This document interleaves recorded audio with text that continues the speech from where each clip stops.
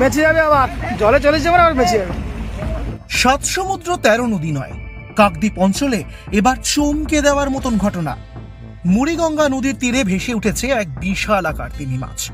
জানা গিয়েছে ওই তিমি মাছটি প্রায় 20 ফিট লম্বা, এক প্রকার বিরল বলা যায়। অনুমান করা হচ্ছে দলছুট হয়ে সেটি চলে এসেছিল পাড়ে। দৈত্যাকার তিমিকে জীবিত উদ্ধার করে ফের পাঠানো হয়েছে গভীর সমুদ্রে। কিন্তু এই ঘটনা মোটেই সহজ ছিল না।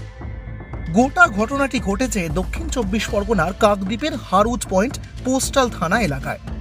ওই বিশাল মাপের তিমি পাড় থেকে বেশি জলে পাঠানো কিছুতেই সম্ভব হচ্ছিল না। এদিকে কম জলে ছটফট করছিল ওই বিশাল আকার মাছটি।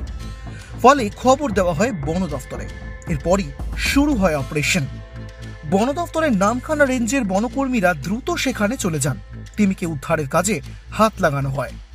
বেশ কয়েক ঘন্টা ধরে চেষ্টা করেও সেটিকে জলে পাঠানো কার্যত অসম্ভব হয়ে দাঁড়ায়।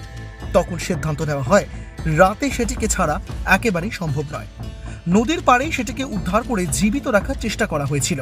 সেটির যাতে কোনো রকম সমস্যা না হয় সেই দিকেও অনবরত নজর রাখছিলেন বনকর্মীরা।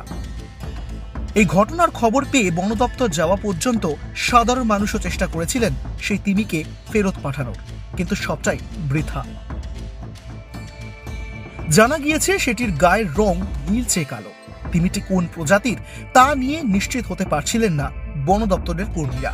তবে তার যে বয়স কম সেটা নিশ্চিত হওয়া গিয়েছিল। ওড়িশার গোপালপুরে জুলজিক্যাল সার্ভে অফ ইন্ডিয়ার বিজ্ঞানী অনিল মহাপাত্র জানিয়েছেন এটি ব্রাইটস প্রজাতির তিমি।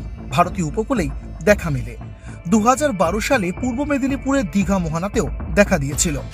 বন্যপ্রাণ সুরক্ষা আইনের আওতায় রয়েছে এই ধরনের তিমি মাছ। উপকূলবর্তী অঞ্চলে এই ধরনের বিরল মাছ প্রায়শই দেখা দেয়, কিন্তু এবার বছরের শুরুতেই একেবারে দেখা দিলেন তিমি মাছ। আর এই নিয়ে বেজায় খুশি এলাকার মানুষ। তাকে ফেরত পাঠাতে পেরে খুশি হয়েছেন বন দপ্তরের কর্মীরাও। ব্যুরো রিপোর্ট, এক ঝলকে মিডিয়া।